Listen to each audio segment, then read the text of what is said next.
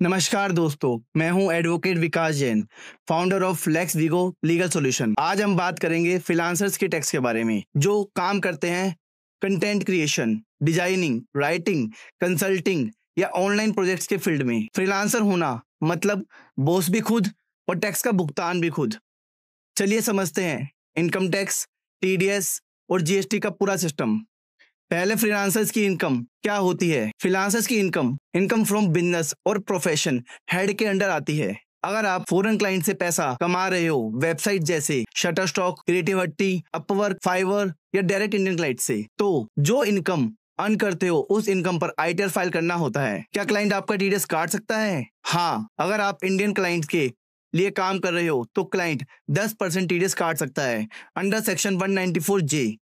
अगर आप पेमेंट 30,000 से ज्यादा पर ईयर रिसीव्ड हो रही है तो टीडीएस मैंडेटरी है। आपको क्लाइंट से मिलेगा फॉर्म 16A जो आप अपनी इनकम टैक्स रिटर्न फाइल करते time as a TDS claim कर सकते हो। आपकी टैक्स लायबिलिटी में से एडजस्ट हो जाएगा। क्या फ्रीलांसर्स को जीएसटी लेना चाहिए? अगर आप इंडिया में क्लाइंट को सर्विस दे रहे हो और इनकम 20 लाख से ज्यादा है तो जीएसटी रजिस्ट्रेशन मैंडेटरी है 10 lakh for north east India. अगर आप फॉरेन क्लाइंट को एक्सपोर्ट कर रहे हो, जीरो रेटेड एक्सपोर्ट माना जाता है, लेकिन जीएसटी लेना मैंडेटरी है एंड आपको एलयूटी बॉन्ड फाइल करना पड़ता है।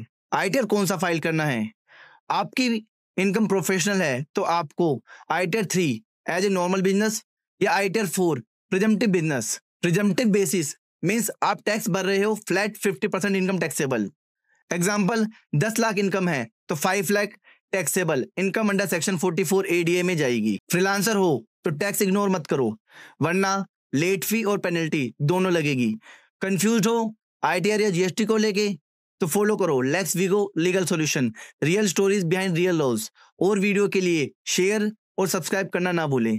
Thank you.